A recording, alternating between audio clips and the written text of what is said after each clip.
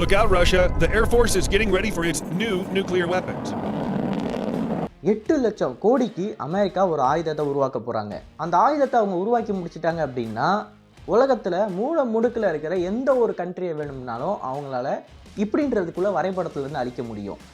அது மட்டும் கிடையாது, இந்த 8 லட்சம் கோடி அப்படின்ற தொகையை ஒரு ப்ராஜெக்ட்டுக்கு கீழே அலோகேட் பண்ணுறதே சாதாரணமான விஷயம் கிடையாது. ஏன்னா நம்மளோட இராணுவம் ஒரு வருஷத்துக்கு கிட்டத்தட்ட $70 பில்லியன் தான் செலவு பண்ணுது. இவங்க $100 பில்லியன் ஒரே ஒரு ப்ராஜெக்ட்டுக்கு ஒதுக்குறாங்க. ஸோ அப்படி என்ன அந்த ப்ராஜெக்டில் இருக்குது. அண்ட் அதே சமயம் இந்த ப்ராஜெக்டோட அனௌன்ஸ்மெண்ட் வந்த உடனே அமெரிக்காவில் இருக்க சில பேர் என்ன பண்ணுறாங்க அப்படின்னா இதுக்கு எதிர்ப்பு தெரிவிக்கிறாங்க. இந்த ப்ராஜெக்ட் அமெரிக்காவுக்கு தேவையில்லை. இதை கம்பேர் பண்ணுறப்ப மித்த இடங்களில் அமெரிக்கா நிறையவே எக்ஸல் பண்ணுது. ஸோ அதுக்கு ஃபண்டை போடுறது தான் கரெக்ட் அப்படின்னு சொல்லி அமெரிக்காவில் இருக்கக்கூடிய சில நபர்கள் சில கருத்துக்களை தெரிவிச்சுக்கிட்டு இருக்காங்க. ஸோ இன்றைக்கான வீடியோவில் நம்ம இந்த 8 லட்சம் கோடி ப்ராஜெக்ட் என்ன, அண்ட் இந்த 8 லட்சம் கோடி ப்ராஜெக்டை ஏன் எதிர்க்கிறாங்க, இதனால் இருக்கக்கூடிய நன்மைகள் உலகத்துக்கு, தீமைகள் அப்படின்றத தெளிவாக அந்த வீடியோவில் பார்க்கலாம். நான் உங்கள் ஆகாஷ், தமிழ் பொக்கிஷம் உலகம் டிபி டிஃபென்ஸ். முதல் விஷயம், 8 லட்சம் கோடிக்கு என்னடா ஆயுதத்தை உருவாக்க போகிறாங்க அப்படின்னு கேட்டிங்கன்னா அது ஒரு கிரவுண்ட் பேஸ்டு ஐசிபிஎம். இந்த கிரவுண்ட் லான்ச்டு ஐசிபிஎம்மை பற்றி நம்மள நிறைய பேருக்கு தெரியும். தெரியாதவங்களுக்கு சொல்லிடுறேன். தரையிலிருந்து ஒரு ஐசிபிஎம்மை நம்ம லான்ச் பண்ணோம் அப்படின்னா அதுதான் கிரவுண்ட் பேஸ்ட் ஐசிபிஎம். இதே ஐசிபிஎம்ஸை நம்மளால் போர் விமானங்கள்லேருந்தும் லான்ச் பண்ண முடியும், சம்மரைன்ஸ்லேருந்தும் லான்ச் பண்ண முடியும். ஸோ அமெரிக்காவை பொறுத்த வரைக்கும் அவங்க நியூக்ளியர் ட்ரையட் கண்ட்ரி, அதாவது கடலுக்கு அடியிலேருந்து அவங்களால லான்ச் பண்ண முடியும், தரையிலேருந்தும் லான்ச் பண்ண முடியும், வானத்துலேருந்தும் லான்ச் பண்ண முடியும். நம்மளும் நியூக்ளியர் ட்ரையட் கண்ட்ரி தான். ஸோ அப்படி அவங்க நியூக்ளியர் ட்ரையடில் இருக்கிறதுக்கு லேண்ட் பேஸ்டு ஐசிபிஎம்னு சொல்லி அவங்க ஒன்று உருவாக்கி வச்சுருக்கணும் இல்லையா. அந்த ஐசிபிஎம்ஸ் அவங்க எப்போ உருவாக்கியிருக்காங்கன்னா 1970 மினிட்மேன் 3 அப்படின்ற பேரில் உருவாக்கியிருக்காங்க. இந்த ஐசிபிஎம்மோட வெயிட் மட்டும் பார்த்துக்கிட்டிங்கன்னா கிட்டத்தட்ட 36,000 கிலோகிராமில் வரும். அது மட்டும் இல்லை, இந்த ஐசிபிஎம்மில் 3 வாரட் எடுத்துகிட்டு போக முடியும். இதோட ரேஞ்சு 14,000 கிலோமீட்டர். 3 வாரட் அப்படின்ற இந்த கணக்கு இவங்களுக்கும் சோவியத் யூனியனுக்கும் போடப்பட்ட ஒரு டீல். அந்த டீல் படி இவங்க 3 வாரட்டுக்கு மேலே அதிகமாக இந்த ஐசிபிஎம்ஸில் ஏற்ற முடியாது. பட் அந்த டீலை விட்டு அவங்க வெளியே வந்துட்டாங்க. ஸோ இப்போ அவங்க எத்தனை வாரட்டை வேணாலும் அந்த ஐசிபிஎம்மில் வைக்கலாம்.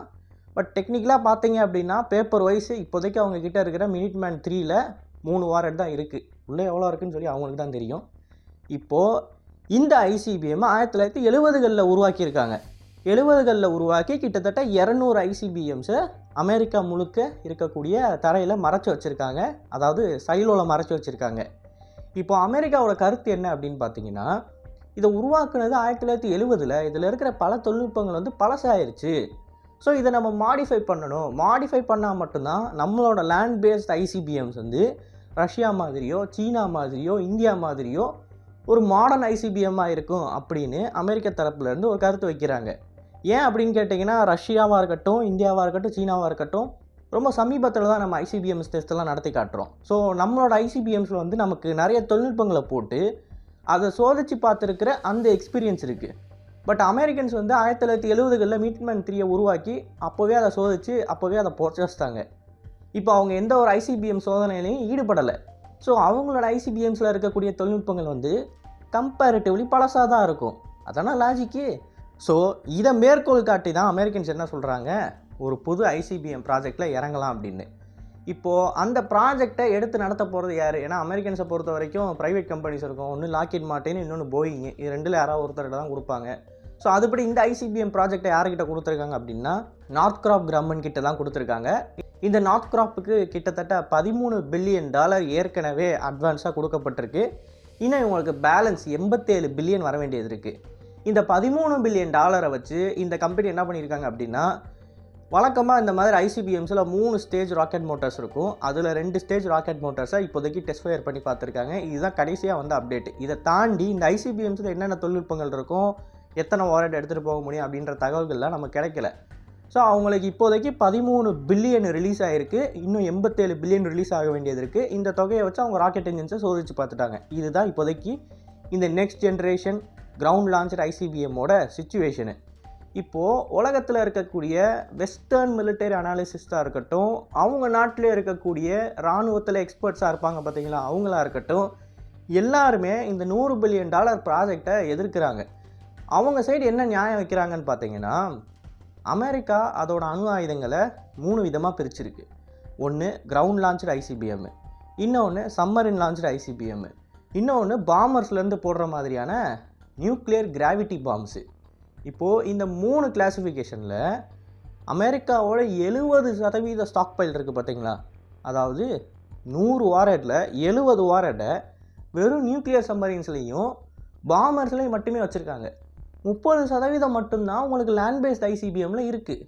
ஸோ நீங்கள் இந்த ட்ரைடன்ட் அப்படின்னு சொல்லக்கூடிய லேண்ட் பேஸ்ட் ஐசிபிஎம்ஸ் 200 வச்சுருக்கீங்க பார்த்தீங்களா, அதை அப்படியே எடுத்துருங்க.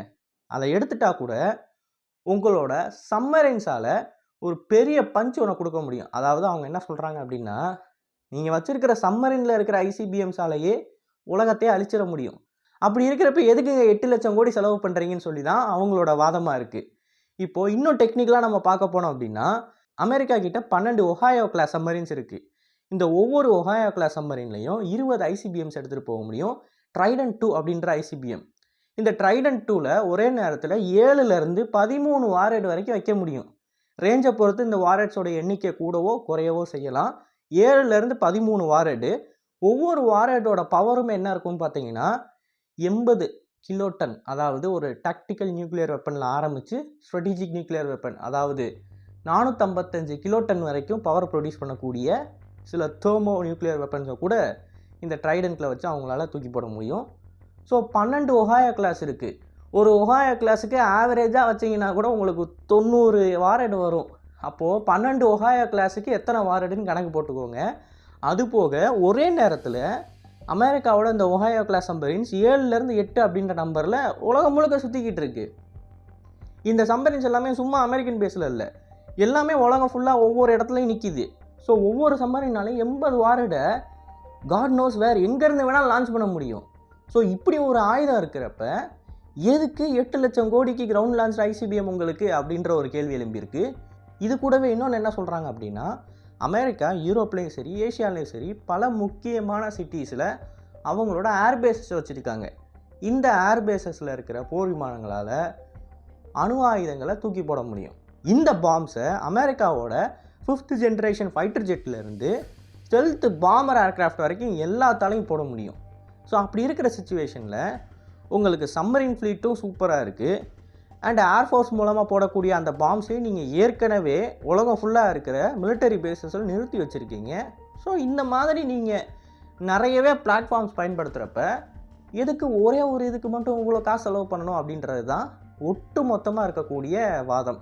அண்ட் இது எல்லாமே எப்போ சூடு பிடிக்குது அப்படின்னு பார்த்தீங்கன்னா, ஏர்ஃபோர்ஸோட செக்ரட்டரி ஃப்ராங்க் ஹெண்டல் அப்படின்னு சொல்லக்கூடிய ஒரு நபர் ஒரு கமெண்ட் ஒன்று பாஸ் பண்ணுறாரு. B-21 ரைடர் அப்படின்னு சொல்லி ஒரு பாமர் ஏர்க்ராஃப்ட் அவங்க உருவாக்கிக்கிட்டு இருக்காங்க. B-2 ஸ்பிரிட் பாமரோட அடுத்த வேரியண்ட்டுன்னு வச்சுக்கலாம் இதை. இந்த பாமர் தான் இப்போ உலகத்திலே அட்வான்ஸ்டான பாமர், ஸ்டெல்த்லேயும் சரி அதோட கேப்பபிலிட்டிஸ்லேயும் சரி. ஸோ இந்த பாமரோட ப்ராஜெக்டை விட எனக்கு இந்த லேண்ட் பேஸ்ட் ஐசிபிஎம்மோட ப்ராஜெக்ட் தான் முக்கியம், இதுதான் வந்து என்னை பயமுறுத்துது, இந்த ப்ராஜெக்ட் வந்து டயத்துக்கு முடியுமோ முடியாதோ அப்படின்னு சொல்லி அவர் ஒரு கமெண்ட்டை பாஸ் பண்ணார். ஸோ இவரோட கமெண்ட்டு தான் இதில் எரியிற நெருப்பில் எண்ணெயை ஊற்றுற மாதிரி வந்திருக்கு. ஸோ இப்போதைக்கு அமெரிக்காவில் இருக்கிறவங்களும் வெஸ்டர்ன் மீடியாஸில் இருக்கிறவங்களும் இந்த ப்ராஜெக்டை வந்து ரொம்ப தேவையில்லாத ஒன்று, எதுக்கு இவ்வளோ செலவு பண்ணணும், காசு இருக்குன்னா என்ன வேணால் செலவு பண்ணுவீங்களா, இதுக்கு வந்து நீங்கள் ஹெல்த் கேரில் போடுங்க. ஏன்னா அமெரிக்காவை பொறுத்த வரைக்கும் நீங்கள் ஆம்புலன்ஸை மட்டும் கூப்பிடவே முடியாது. நீங்கள் யார்கிட்ட வேணால் கேட்கலாம், அமெரிக்காவில் இப்போ தங்கியிருக்கிறவங்க யார்கிட்ட வேணால் கேளுங்க, ஆம்புலன்ஸ் வந்து ஃப்ரீ கிடையாது. அந்த ஆம்புலன்ஸுக்கு வந்து நீங்கள் பே பண்ணணும், அவங்க சொத்து எழுதி வைக்கணும். ஸோ இப்படி ஒரு காம்ப்ளெக்ஸான ஹெல்த் கேர் சிஸ்டம் வச்சுருக்கப்ப $100 பில்லியன் அங்கே இன்வெஸ்ட் பண்ணுங்கடா அப்படின்ற மாதிரியான கமெண்ட்ஸும் பாஸ் ஆகிக்கிட்டு இருக்குது. பட் என்ன எதுவோ அது வந்து அந்த கண்ட்ரியோட டெசிஷன் தான். அவங்களுக்கு என்ன தேவையோ அதை அவங்க உருவாக்கிட்டு போவாங்க. அதே மாதிரி அமெரிக்கா உலக லெவலில் அவங்களோட கரன்சியை தான் ட்ரேட் கரன்சியாக வச்சுருக்காங்க. ஸோ பொதுவாக ஒரு கரன்சியை பேக் பண்ணுறதுக்கு ஏதாவது ஒன்று வேணும். அது தங்கமாக இருக்கலாம், இல்லை பாண்டாக இருக்கலாம். அமெரிக்காவை பொறுத்த வரைக்கும் அவங்க கரன்சியை பேக் பண்ணுறது யூஎஸ் ஆர்ம்டு ஃபோர்ஸஸ். ஸோ இதிலேருந்தே தெரியும் அவங்க ஏன் இந்த ஆயுதங்களை வாங்கணும், அவங்களோட மிலிட்டரி எப்பயுமே நம்பர் 1ல் வச்சுருக்கணும் அப்படின்னு சொல்லி. ஸோ இந்த வீடியோ பற்றி நீங்கள் என்ன நினைக்கிறீங்கன்னு மறக்காமல் கமெண்ட் செக்ஷனில் பதிவிடுங்க. அண்ட் இது போல் பல தகவலை தெரிந்து கொள்ள டிபிடி நியூஸ் பேஜை ஃபாலோ பண்ணிக்கோங்க. நல்லது இப்போ வந்து நல்ல சமுதாயத்தை உருவாக்கும். நன்றி, வணக்கம்.